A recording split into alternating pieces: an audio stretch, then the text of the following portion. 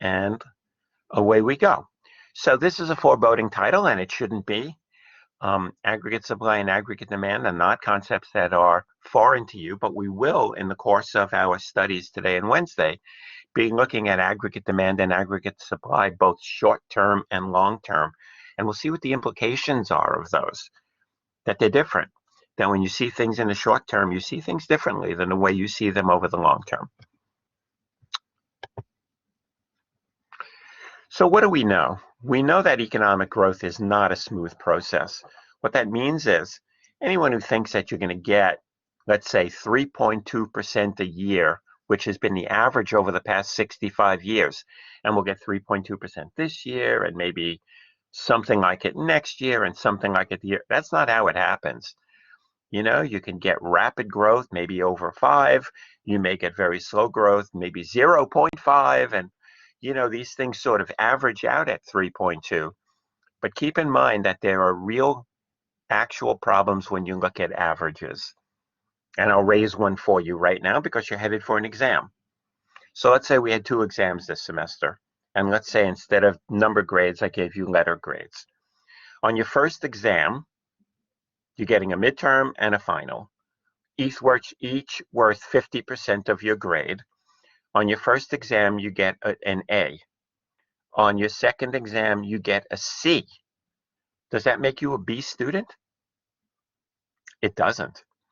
You have not demonstrated anything that says you're a B student if you got an A and a C on 2 exams, each worth 50% of your grade. In that case, you are not a B student. And so that's the problem with doing averages. When we do averages, we can get into trouble because saying, okay, well, on average, we grow about 3% a year over the past almost 3/4 of a century. That doesn't mean it's been smooth growth. We've had recessions. We've had periods of very rapid growth like we're in right now. So I have to be very careful with averages. But look at the number, 3.2%, where productivity growth has been only roughly half of that on average, which means the other half of it has really come from the labor input. That's how you get it. So we rarely grow at the average rate. We've seen huge fluctuations. And of course, what we pay special attention to are recessions, because when people are out of work, the consequences, as we've discussed before in this class, are not just that they're out of work. They're psychological, they're financial, they're economic, they're cultural. There's so many aspects to being out of work. Maybe you're out of work now. I don't know.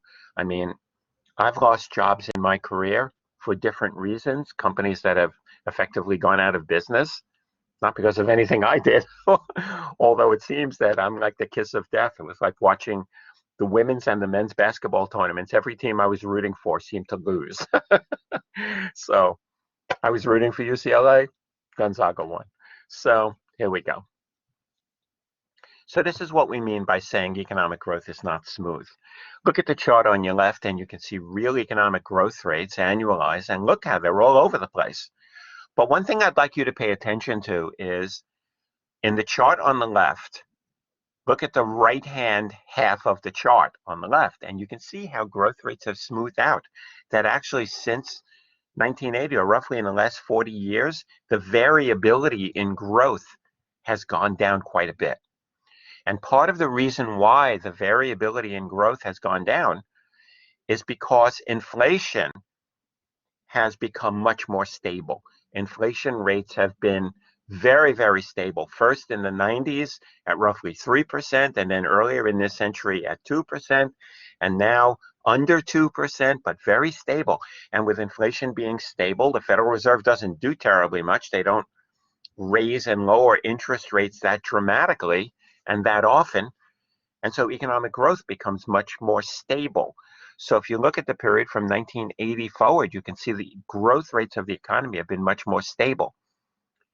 But as we pointed out in an earlier class when I talked about the concept of R star, and I said that's the real interest rate that the Fed focuses on, that they consider to be neither one that makes the economy grow nor one that holds the economy back, very neutral. And I pointed out that R star has come down, and the reason R star has come down, or that interest rate, is because the real economic growth rate has not only become more stable, it has come down. So over 65 years, we may have averaged 3.2%, but in the last 20, it has averaged less than that. So we look at that very, very carefully, and you can see that smoothing out on the right side of the left chart. On the right chart, you see the civilian unemployment rate. Look how variable that is. And I don't even have on this chart anything reflecting what's happened in the COVID virus era, which I could show you here. Look at this. We talk about V-shaped recoveries. Look at total non-farm employment. Look at how it plunged, and then how in sort of a V-shape it has come back, still well below where it was before the crisis, but it has come back.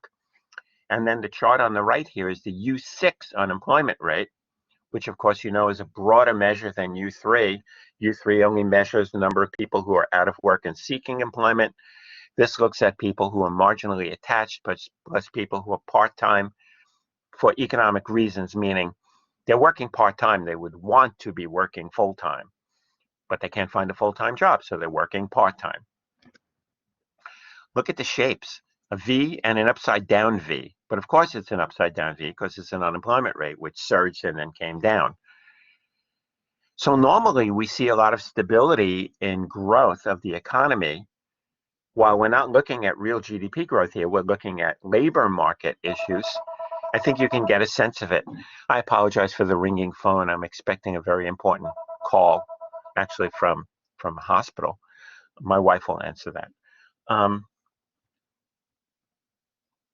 Now, we talk a lot about business cycles, and we talk about peaks and troughs, the peak being the highest point in the cycle after which the economy begins to come down. It doesn't mean that the economy is weak. It could just mean that it's just not performing as well as it was yesterday, but that could still be a very high level of performance. You know, if you got 96 on your first test and 92 on your second test, your grades came down, but you're still doing really well. So that's what a peak is. A peak is the last point in which you're rising, after which you start coming down. And the trough, T-R-O-U-G-H, is pronounced like T-R-O-T-H, trough, is exactly the opposite. It's the low point in the cycle, after which you start to grow. So it's the last point where you're falling and the beginning point where you start to come up.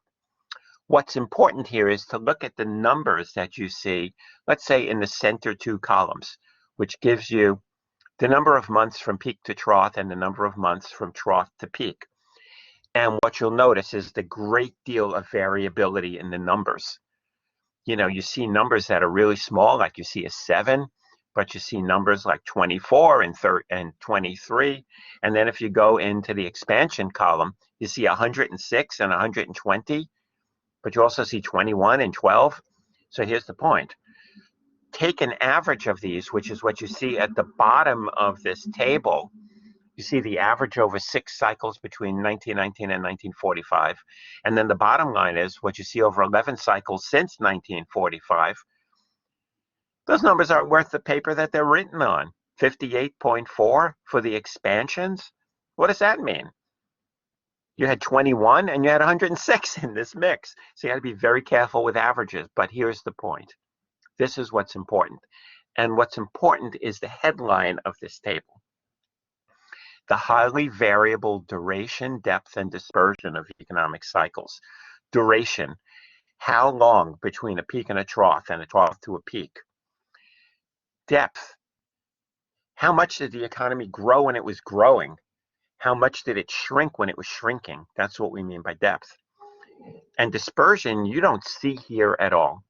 But dispersion means how wide were the effects of this particular growth or expansion or contraction? How wide? Meaning, I'll give you one example.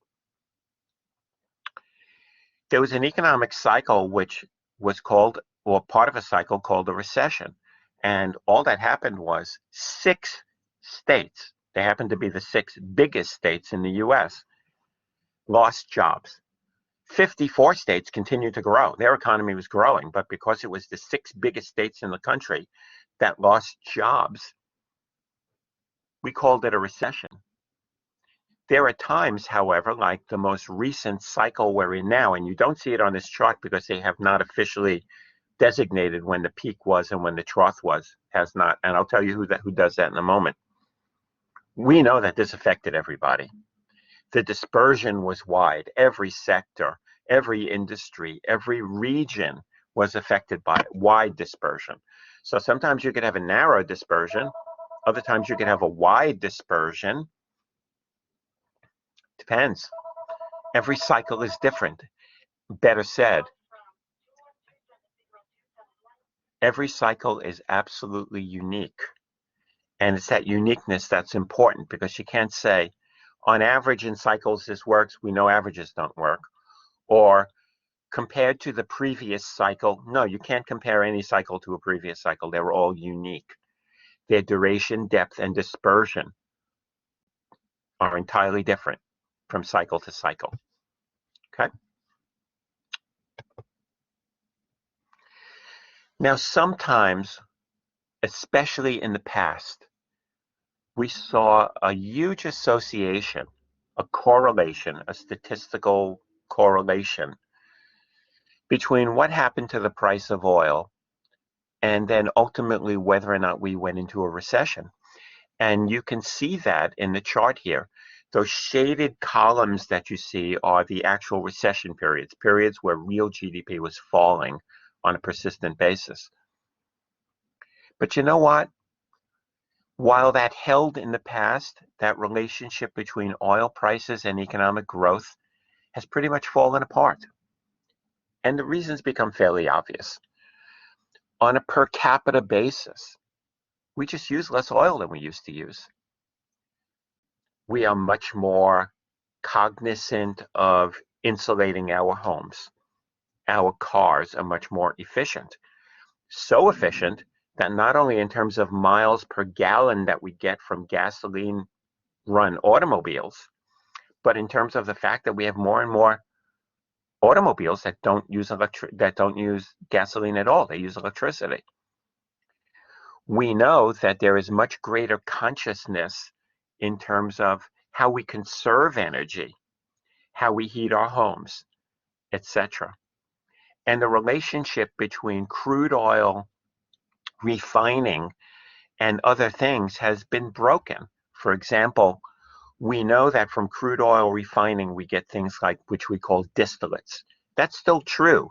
You know, the asphalt that they use to fill potholes comes from crude oil distillation. Comes from crude oil refining. But so do synthetic fibers like nylon. You don't even think of that. Or polyester comes from crude oil.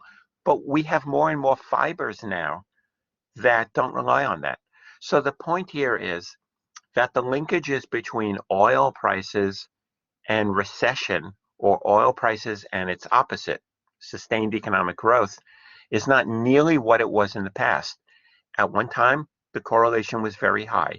Right now, that correlation has come down dramatically. So, over the past couple of months, we saw the price of a gallon of gasoline get significantly higher. Instead, the economy in the United States accelerated its growth rate, so that linkage was just not there. So very important to point that out. We'll come back to oil price increases and how they shock an economy at a later point, either today or Wednesday, but it was important to point that out here. Now, ultimately, this particular slide, slide number 8, I hope you take note of it, is really very important. I mean, in the end, you're in an intermediate macroeconomics course. Someone might come up to you, of course they won't, but if someone were to walk up to you and ask you, why do some economies grow and others just don't? You should be able to answer that. So let's get into that by looking at each of these different points that I laid out for you here. Well, first of all, we know that policy matters. Monetary, fiscal, and regulatory. I mean, is there anyone who's going to argue that what the Federal Reserve does in terms of interest rates, supplying reserves to the banking system, which ultimately affects the money supply, And of course, the Fed's own regulatory policies as it pertains to banks and large financial institutions. Is anyone going to argue that that doesn't matter? Because if it doesn't matter, why is Wall Street pay such attention to it? You know, Jerome Powell is speaking this week, as are 3 or 4 or 5 Federal Reserve Bank presidents. I can tell you, everybody's going to be listening to see if there's even one change in the way Jerome Powell describes something, to see if that means that policy may be moving in a slightly different direction than what he talked about the last time he spoke. So we know monetary policy matters, and of course it does. I mean, interest rates don't matter. Many of you are borrowing money to go to school. If you're borrowing money for student loans, you know interest rates matter. Or you're borrowing money to buy a vehicle or for a business or for a residence. You know it matters. And you know interest rates matter in another way. It matters because it becomes a measuring rod against which businesses make a determination if they're going to engage in capital investment. You know, if the real rate of interest is higher than the marginal product of capital of a particular investment they're considering, they won't make that investment. They'll take the interest. So we know monetary policy matters. Number two, I won't even talk about, fiscal policy that isn't discretionary, like entitlement programs that are out there. Like, I won't even talk about unemployment insurance and Medicare and Medicaid and SNAP and the others. I won't even get into that. But just look at 2021 and look at Congress passing massive fiscal stimulus. Why are they doing that? They're putting money in the hands of individuals, small businesses, households, in the hope that they will spend most of it, save some of it, pay down some of the debt, that in the case of businesses, that money will enable them to stay open, hire more workers, create paychecks. If we didn't believe that that fiscal policy mattered, that you needed a correct set of fiscal policies, why are we doing this? And now we turn to the flip side of fiscal policy, which is taxation. We know we have to pay for it. We're either going to pay by borrowing, in which case governments are going to be issuing massive amounts of bonds and notes and bills and the like for us to consider buying, for financial institutions to consider buying, for foreigners and foreign institutions and central banks and governments to consider buying, or they're going to adjust the tax code. And you know that there's talk at the federal level about increasing taxes on individuals making more than $400,000, increasing the top marginal tax rate for people who have the highest earnings, and so forth. And New York State is about to pass a tax increase that will raise taxes, especially on people who earn the most. But buried in here might be taxes on capital gains, taxes on people's holdings. So there may be a wealth tax that's being considered, taxes on people's estates that would be more confiscatory, that would take more away. So meaning, if somebody has a particular amount of assets that they've accumulated in their life and they pass away and they leave it to you and you inherit that money, what kind of taxes are you going to pay on it? They're talking about upping that.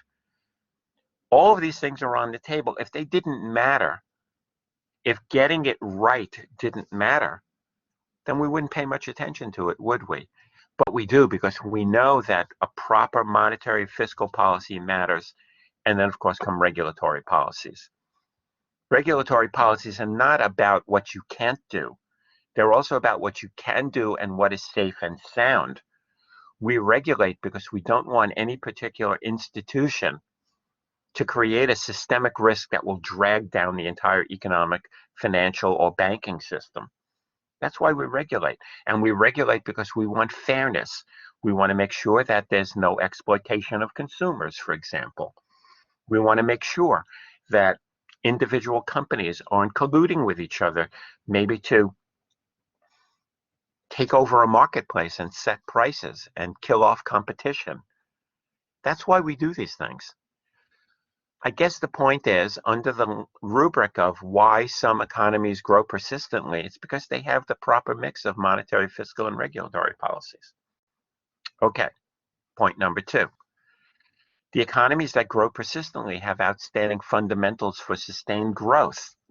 Well, what does that mean?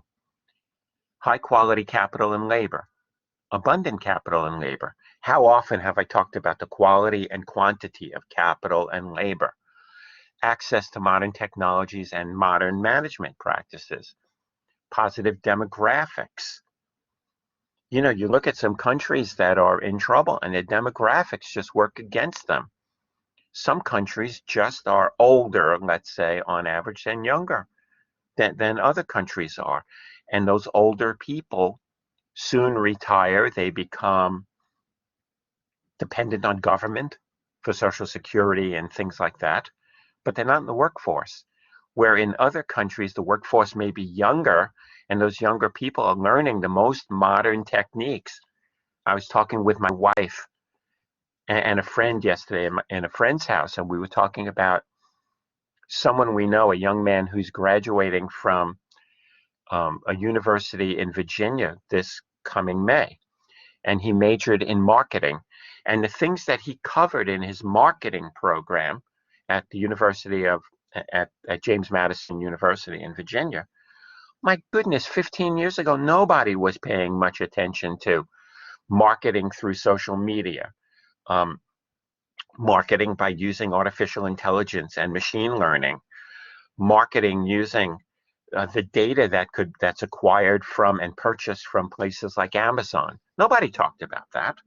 So the kinds of things he was learning in his marketing program were fantastic. But you know what? If you are in marketing and you are 60 years old, unless you learn that on the job, that goes completely over your head. You don't know how to handle that. So demographics matter. And of course, rapid productivity growth. Countries that have rapid productivity growth, they have a huge advantage. And to get rapid productivity growth, you need high quality labor and high quality capital, but you need a lot of it, and you need to integrate all of that stuff very well into your economy.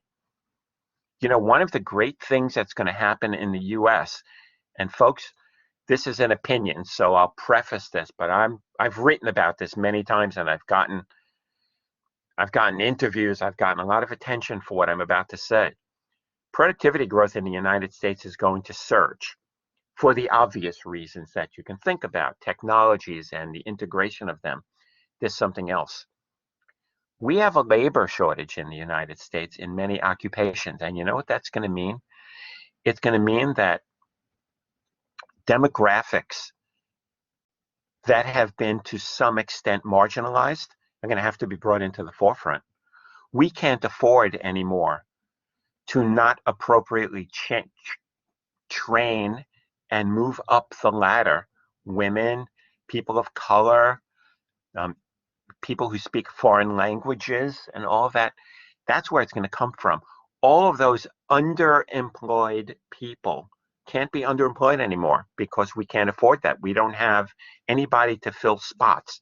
So anybody who has been underemployed is going to become very important. And that's critical. And who is the biggest underemployed group in the United States? Women. And you see it all the time. You see the tremendous gains that women have made over the last couple of years. They are the single biggest group. Of course, they're 51% of the population. And then after that are going to become people of color and people whose native language, whose first language is not English. When we start fully integrating those people into the workforce, U.S. productivity is going to surge. That's my sense. Okay. Next, continuously growing foreign and domestic markets. What industries do I think this is going to happen in? I think it's going to happen across the board. Absolutely across the board.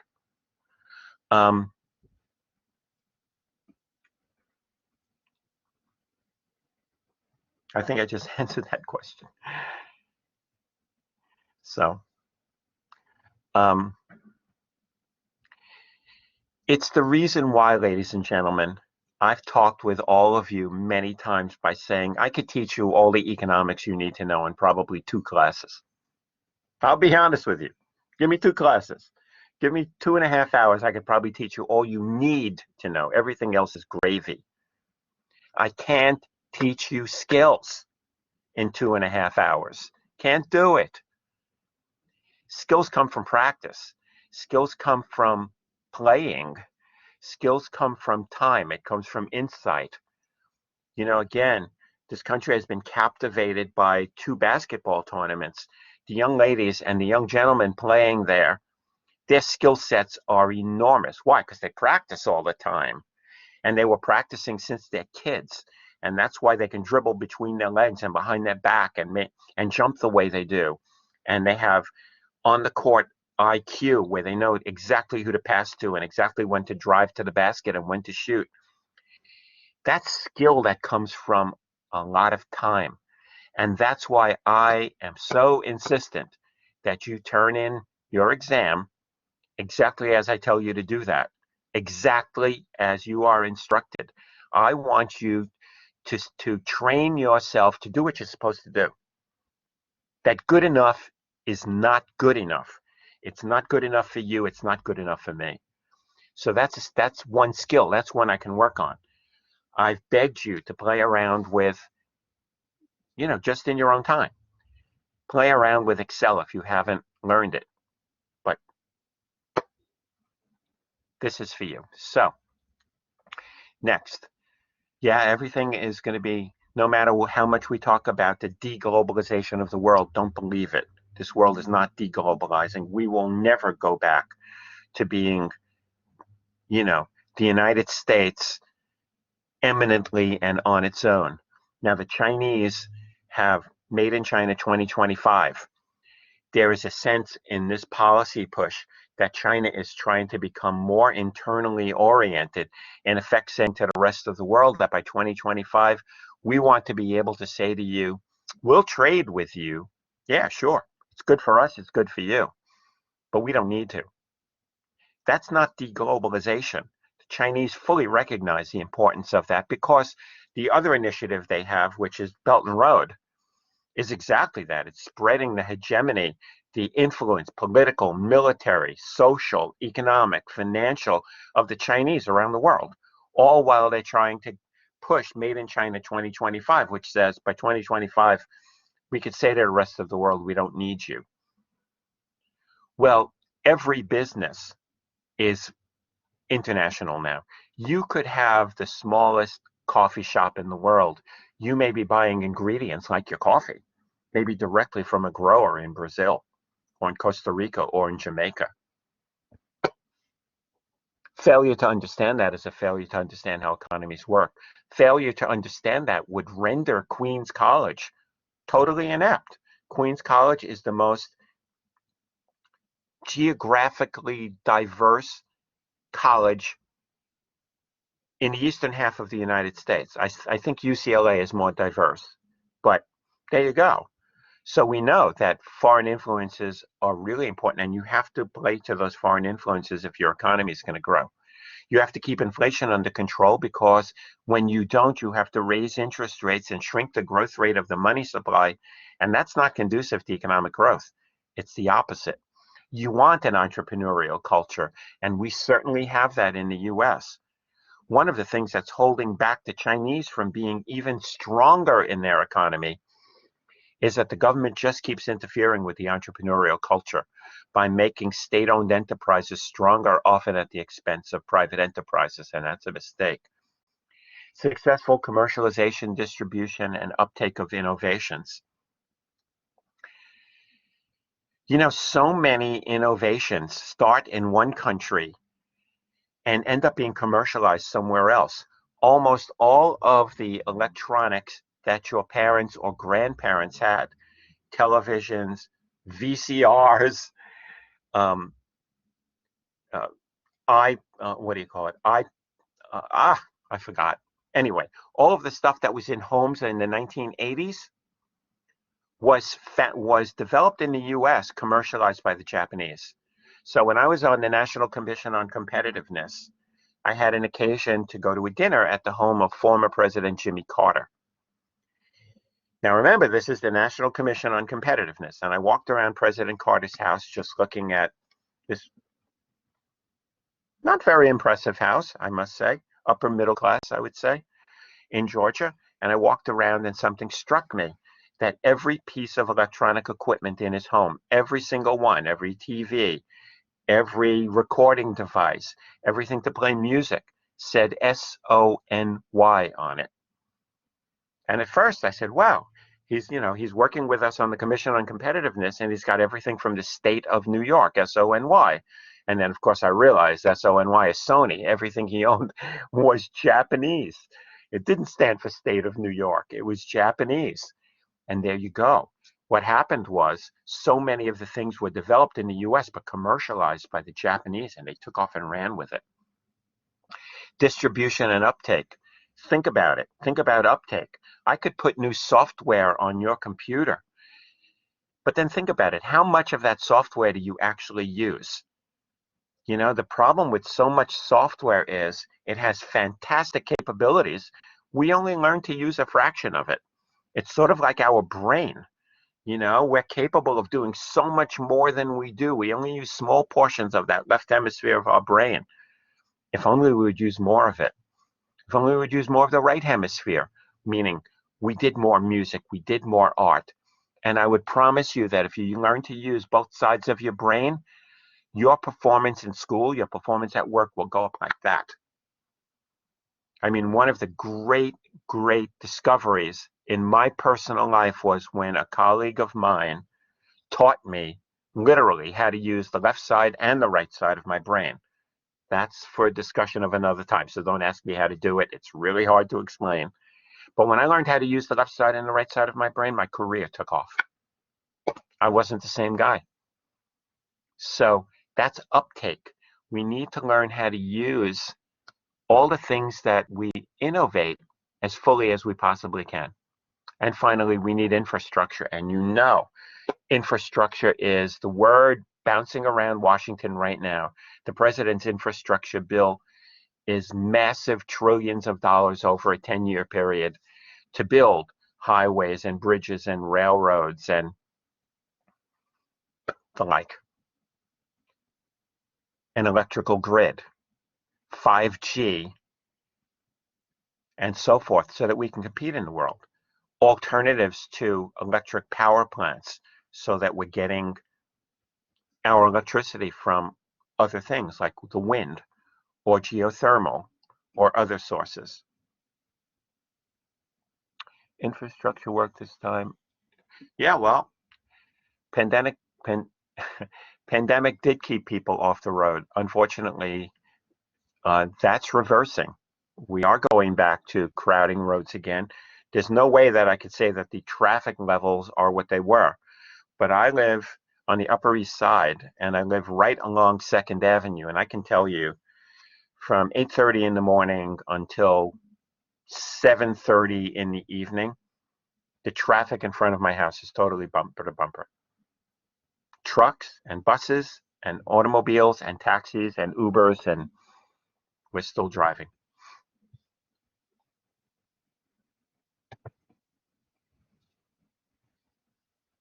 Now I live on the Upper East Side. Okay, long explanation for one particular slide. Long waves versus short waves. Contrarian waves. There is a notion that even though you get cycles, and we saw that the chart that showed us the dates of the peaks and troughs of cycles, and they theoretically happen every few years, although they are longer recently, that they are part of what are really long waves. And a long wave, you know, you see ups and downs, but within a long wave of down and a long wave of up and a long wave of down. And that oftentimes those waves are created by major technological changes, what nowadays we're calling disruptive technologies.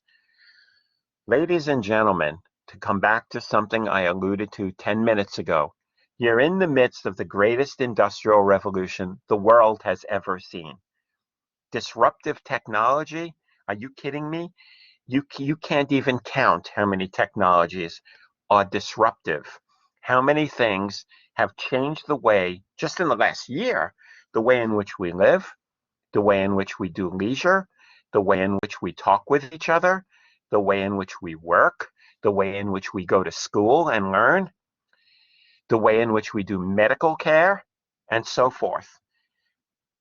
You're in the midst of the greatest industrial revolution the world has ever seen, with implications that will go across how we produce, who produces, which industries, which jobs, which skill sets. What that says to me is that if this technological revolution began, I would argue, somewhere roughly 15, maybe 20 years ago, and a long wave should be somewhere 50, 60, 70 years, we got a long way to go. That means the stock market is going to do well. It means productivity growth is going to be terrific. It means that we're going to be training people for occupations that on April 5th, 2021 don't even exist because the world has changed. Just look at the fact that we're using Blackboard today. Who heard of Blackboard 5 years ago? I don't even know if it existed. If it did, no one was using it. So look at the changes. Look at the way in which we get our entertainment.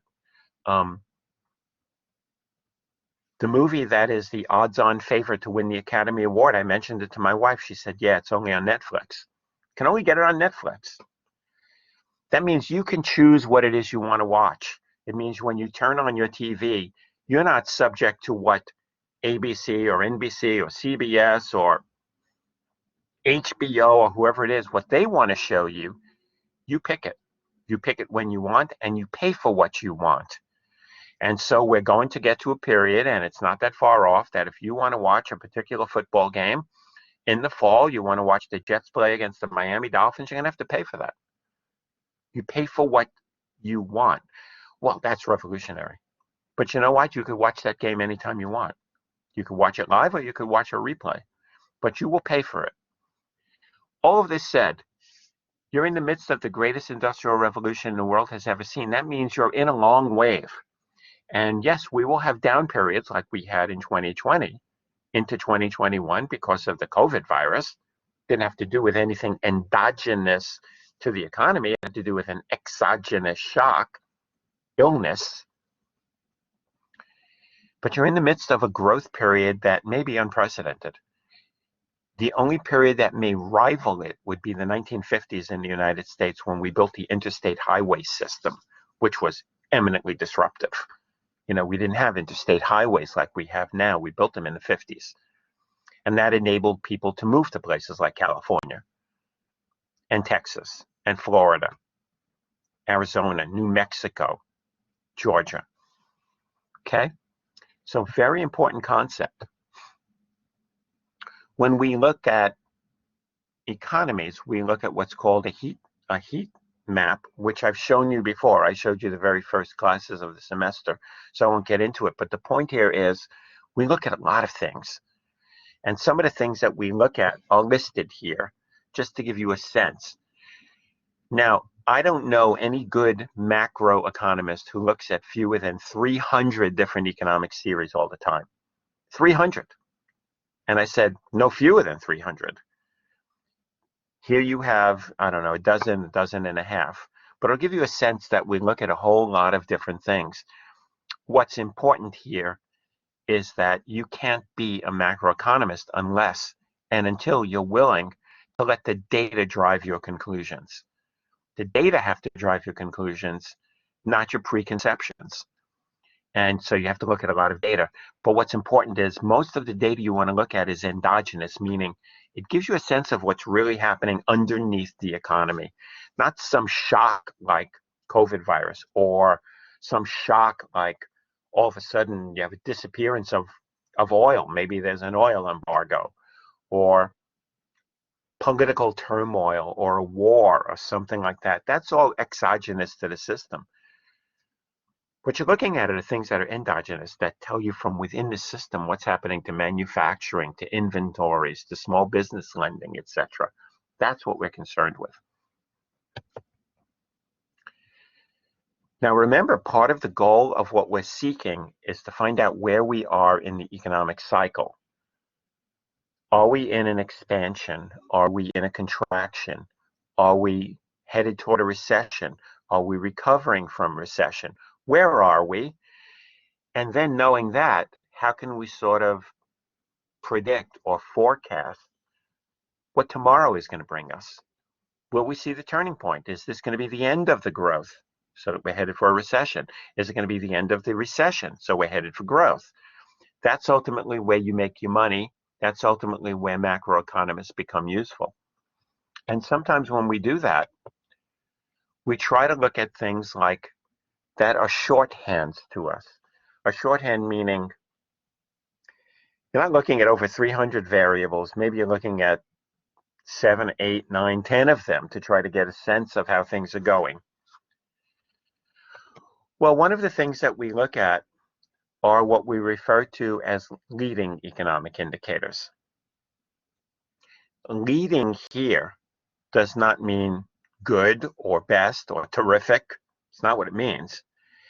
It means it's out ahead. It's ahead of where things are going. So let me give you an example before we look at some of these leading economic indicators. So we're headed for the summer, and let's say it's August, and it's an August day in New York, and we know how those can be. And it's 5 o'clock in the afternoon, and all day it was 95 degrees and really humid. There's your typical August day in New York, 95 and humid. And it gets to 5 p.m., 5:30, and all of a sudden you look out and off in the distance and you start to see big black clouds that are headed towards you. And as time is passing, it's getting darker and darker and darker. It's almost like nighttime, and it's only 5:45. And it's like nighttime from all of these big dark clouds. You say to yourself, uh-oh, we're headed for a thunderstorm. You just know that that's telling you there's a thunderstorm coming, and I better get inside, or I better get an umbrella, or I better just get in a safe place, because pretty soon it's going to be pouring. Wind is picking up. The heat is awful. The humidity is awful. It's dark as can be. It's 6 p.m. and it's really hot. Ladies and gentlemen, you know in your gut we're headed for a thunderstorm. Well, all of those indicators I gave you, the heat, the humidity, the dark clouds, the wind picking up, the time of day, those are all leading indicators of a thunderstorm. These are things that tell you a thunderstorm is coming. What's important to recognize here is that it's possible you don't get a thunderstorm. You could get all of those things and somehow it doesn't rain. All of a sudden that dark cloud moves off from the west to the east. It disappears. You say, wow, it got so dark, never rained. But most of the time it does. It's August in New York. It's hot. It's humid. The wind is picked up. Big dark clouds. It's 5:45 in the evening. You know you're getting a thunderstorm. So those are leading indicators of a thunderstorm. What you see in front of you on this slide are leading indicators of where the business cycle is going to go, or the economic cycle is going to go. Some of the things we look at that foretell, tell us ahead of time, this is what you can look forward to. Let's look at something that's easy to understand. Look at number 6. The number of new building permits for residential buildings indicates future spending on construction projects. Hey, you know what? Before you start building a project, you got to get a permit to do that. So if you're getting a lot of building permits, that would tell you that tomorrow you're going to get a lot of construction, because you can't get the construction until you have the permit. You're getting a lot of permits, there's going to be a lot of construction coming up. So the building permits are a leading indicator of construction, and construction is, is an outcome that would be favorable to the economy. That's what we mean by leading indicators. Okay? I hope that's clear. Very important. But what's important here is that it's just an indicator.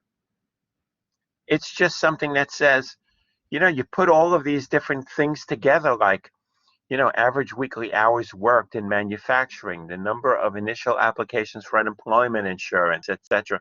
You put them together, and that usually tells you where the economy is going to be 3, 4, 5, 6 months from now.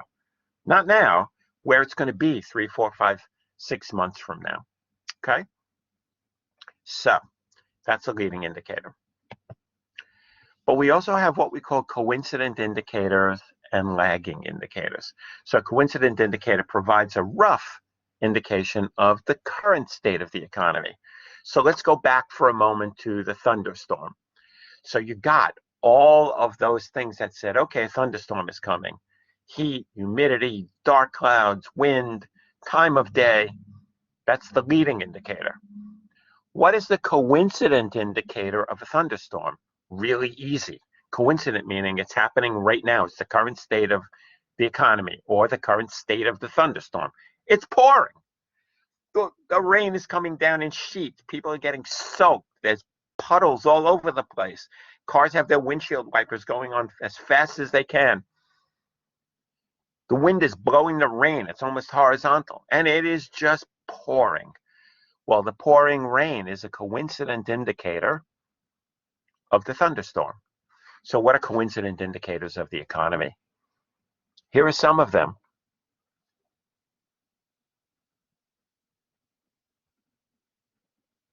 We used to say from among all of these, the one that is really the most coincident indicator is the index of industrial production, which is production in factories, mines, and utilities. When that went up, usually the economy is growing at that moment in time. When industrial production went down, at that moment in time, usually the economy was contracting. Coincident, happening at the same time. Coincident indicator of a thunderstorm, it's raining. Coincident indicator of an economy that's growing, industrial production is going up. Easy to think about it. Lagging indicators provide a window into what has already occurred. So again, let's go back to our thunderstorm. What is the lagging indicator of the thunderstorm? Well, for whatever reason, during that hour when the thunderstorm was active and it was raining and you had lightning and thunder and it was really pouring, you slept through the entire thing. I don't know why, you were really tired. You slept through the entire thing. You wake up at 7 o'clock. Remember, the thunderstorm was at 5:45. You wake up at 7. You go to your window. The sun is out. And you look outside and you say, wow, the street is wet. All the cars that are parked in the street are wet. There's puddles everywhere. You go and you ask a friend or a relative and you say, did it rain while I was sleeping? And they'll say, yeah, we had this big thunderstorm. So what are the lagging indicators of the thunderstorm? The puddles, the wet ground, the wet cars, the mud in anywhere where there was soil. People still walking around carrying umbrellas even though the sun is out now. Those would be lagging indicators, providing a sense into what has already occurred. In a way, it's looking backward and getting a sense looking backward at what occurred. And here are some of the things that we look at here. And you can see them here. So we look at leading, coincident, and lagging indicators, but all they are indicators. If you really want to know what's going on in an economy, where we are in the cycle, what is likely to be coming, as I said, you need to be looking at maybe 300 different indicators. Some of these would be the ones, maybe all of these you would look at, but you want to look at much more. You want to break it down by sector. You want to break it down by industry. You want to break it down by occupation. You want to break it down by trade flows, by country, etc. You just look at so much more. Okay? Just a few more, and then we'll call it a morning. Okay? Now, when we're looking at the so much more, we want to look at both hard data and soft data. And we've actually addressed this in the past, so I won't spend a terribly long period of this. Hard data. These are the data that are developed, collected, and distributed from official sources. U.S. Department of Commerce, Bureau of Labor Statistics, Federal Reserve. These are official sources. And these are the ones we look at most carefully because these would be sources, I always get in trouble when I say this, that even though they're coming from official sources, say within the government, they are not biased. They are the truth. And you would say, yeah, right, they're the truth. I believe they are. And I believe they are because of everything that I have ever experienced in my life tells me that they are. The head of the Bureau of Labor Statistics, Erica Grosjean, was my boss when I worked at the Federal Reserve. There is no way that Erica cared whether you had a Democrat or a Republican in the White House. When that labor report comes out, first Friday of every month, Erica made sure that that thing was as accurate as the Bureau of Labor Statistics could make it. She couldn't care at all who was sitting in the White House. Conservative or liberal, Democrat or Republican, it didn't matter. Next, for 30 years, my wife has been a U.S. government official. She does her work. She reports her work. She's an attorney.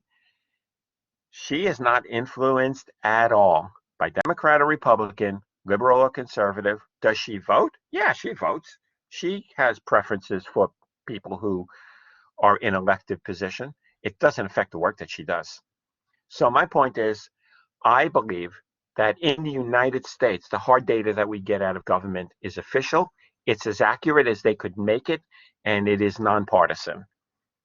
Now, if you have doubts about that, I can't change that. I'm only telling you what I know, and I hope that you'll accept that as being the truth and being accurate. But if you want to be a skeptic, I can't control that. There are soft data, and soft data come from places that may not be official sources. And it may be things that are based on things like surveys, and it may come from private sources. So the conference board for which I worked for 12 years, the conference board is a nonprofit business-sponsored research organization here in New York. And they're the ones that come out with the index of leading economic indicators. They're the ones that come out with data on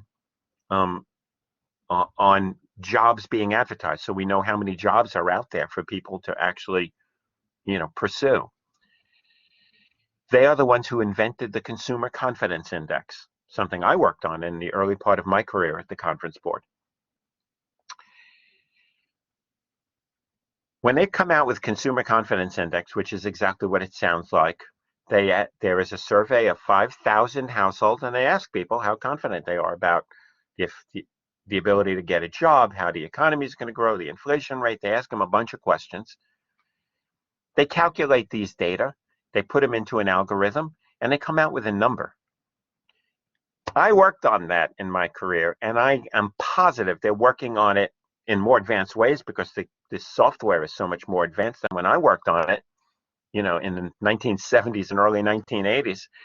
Trust me, they have no agenda. Whatever that confidence index turns out to be, that's what they report it to be. And so too does the University of Michigan's Index of Consumer Confidence. But these are considered soft data because oftentimes it's based on surveys.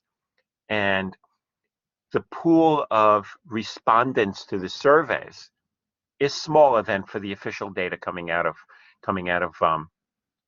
official sources, say in Washington. It's soft data because, as I said, it's based on oftentimes on small samples. Is it revealing of anything? Yeah, it's suggestive. It would be the word I would use.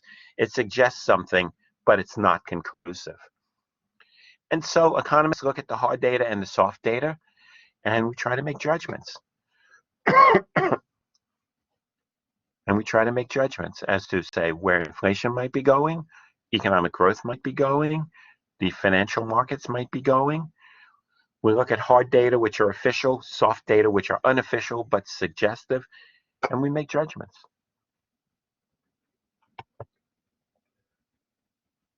This will be the last slide we'll do today, and I'll stop, and then I'll take your questions. For those of you who are economics majors, I assume you took a statistics course. It's typically a requirement. That's my expectation. My hope is that you went further. You took a more advanced statistics course where you got into econometric modeling, because when you get to graduate school, you will be doing a lot of econometrics. There are different types of econometric models. Some of them have hundreds of equations. You can have an econometric model like the model that I referred to in my work with Peter Berman when we looked at the relationship between inflation and money supply growth. It was one equation. It was a complicated equation, but it was an equation. So models can be big and small. The point here is that models are based upon relationships from the past. How did things correlate with each other and relate to each other over the course of time? That oftentimes can be very revealing. But the point is that oftentimes it's not revealing at all, because the world changes a lot. I mean, I look at my two children and I think all the time about how different their world has been growing up than my world was. The world they faced when they were youths, when they were young adults, when they were teenagers, when they were in their early 20s and became legal, their world very different from mine. To sort of forecast what their world would be like based upon my world and how I grew up, I don't know that that works. Can it be suggestive? Yeah. I mean, people are people. We all have emotions. We all have preferences. That will never change. We all have identities. That factors into things. We all have culture. That factors into things. But the worlds in which we live are entirely different. So the way in which we respond to things is entirely different. And that explains the second half of this slide here. It says models often fail because they're based upon timeless and universal axioms of economic behavior, where the agents have no history or experience behaving in the same manner today as the several generations did. To forecast what your life is going to be like, perhaps based upon what your grandparents' life was or your parents' life, is pretty perilous. So let's look at a couple of quotes and then we'll move on. The paths people take are not predetermined by economic formulas of utility and probability, and people do not respond mechanically nor as described universally in an acceptable model. Here's a great example. Many of you already have, and if you haven't, maybe you will be getting a $1,400 check from the government. Rhetorical question. How easy do you think it is to forecast on a macro basis what those people who receive the $1,400 check are going to do with the money? What's going to be their marginal propensity to consume? What's going to be their marginal propensity to save? What's going to be the likelihood that they will take that money, neither spend it nor save it, but pay back debt?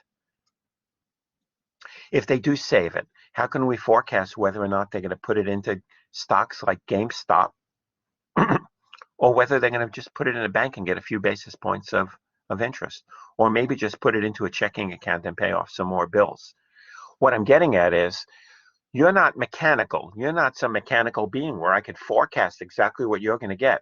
I'm not getting a $1,400 check, so I can speak in these terms. But you might, or maybe someone you know might. I don't know how to forecast that. And the past is not going to help me. Next, the future is not drawn from the same population as the past. So optimal portfolios are really not optimal. Think about this for a minute. The future is not drawn from the same population as the past. I was looking at my yearbook from when I graduated Queens College, and I looked at the names and I looked at the skin tones of the people I graduated with. They're very different from your graduating class. We were ethnically very different. We were a different population.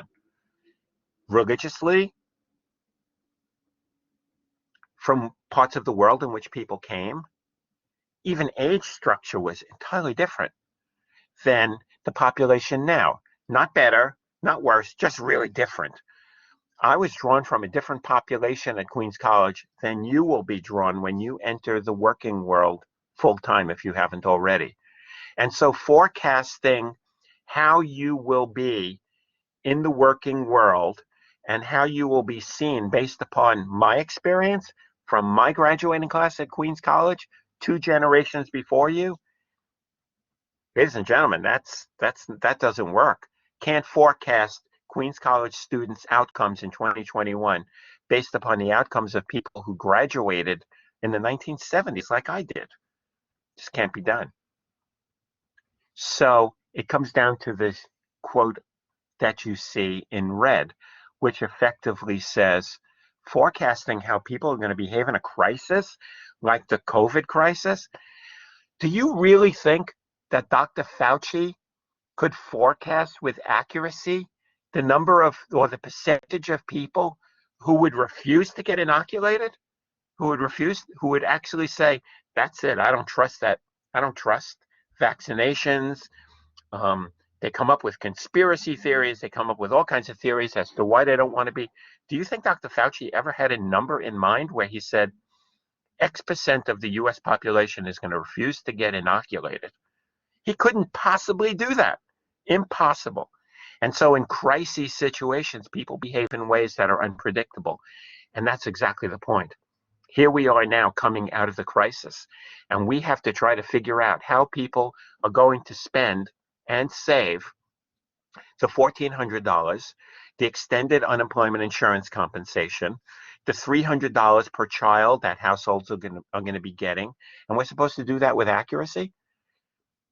And then people say, oh, economists don't know what they're doing. They're all over the place. Put 10 economists in a room, you'll get 10 forecasts. Of course, because we don't have anything that will give us a hint as to where this is all going, except past relationships. But we know past relationships don't tell us anything about the future. They only tell us about the past. And so I wanted to make that point to you. It's something I've written extensively about. Some of the pieces I've written about this are actually on LinkedIn. But I think it's really important, and I hope you find that interesting. So I will stop now. Let me take any questions you might have about anything we covered today, or if you still have lingering questions about the exam, which I don't know why you would, but I'll shut up and take your questions. Professor, just in case I missed anything, how many questions are going to be on the exam? Now, what I want you to do, Ari, if you can, because I know that you might have some issues. I don't know if you can, but if you can, slap yourself in the face just a little bit, because all of this has been on Blackboard for well more than a week. And if you had gone on Blackboard to see what your reading assignments were, or if you had gone on Blackboard to look at the announcements, you'd know. The test has 100 multiple choice questions, and you are expected to turn it in. You will get the exam on Wednesday in the evening. You're expected to turn it in no later than 10 p.m. on the following Sunday. So you get it on the 7th, you turn it in on the 11th. You can turn it in before that, but I will not accept any exams, no excuses after 10 p.m. on Sunday, the 11th. If you send it to me at 10:01, I'm not taking it, okay? This is part of the exam. Consider the rules part of the exam. Any other questions?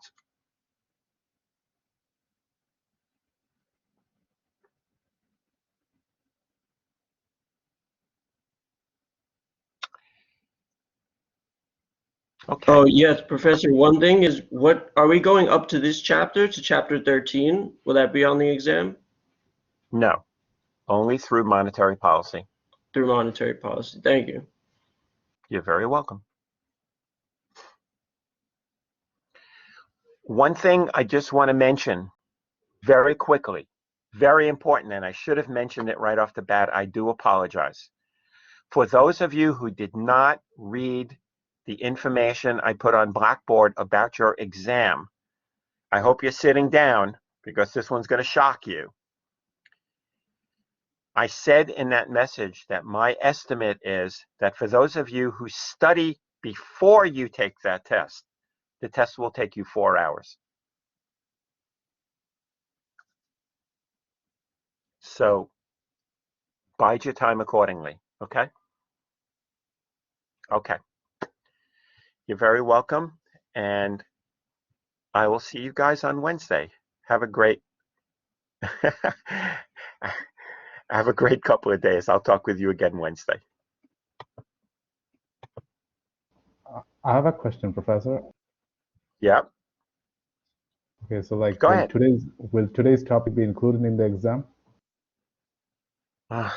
No, only through monetary policy. I just answered that question.